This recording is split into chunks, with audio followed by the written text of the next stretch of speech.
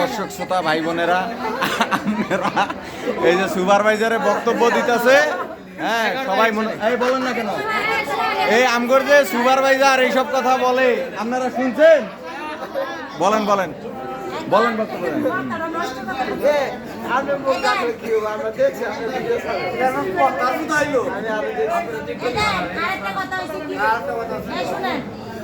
আমাদের আগামী সামনে শনিবার শুক্রবারের সাথে শনিবার বন্ধ থাকবে অফিস। ও ইয়েস।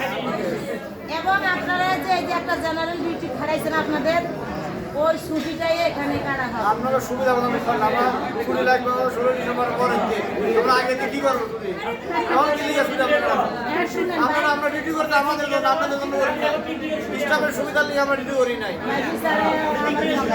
না আবার কি আপনি আপনারা বেড়াইতে যাবেন না কই যাবেন আপনাদের সুবিধা লিখে আমরা ডিউটি করি কই না মানে আপনাদের সুবিধা লিখে আমরা ডিউটি করি ও 16 ডিসেম্বর পর ছুটি লাগবে হ্যাঁ 16 ডিসেম্বর।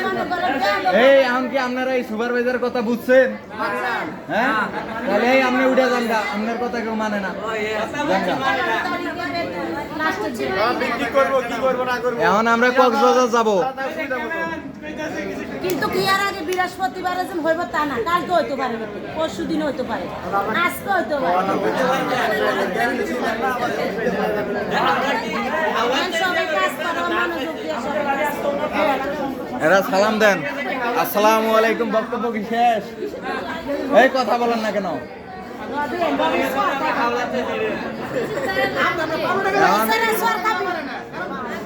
কই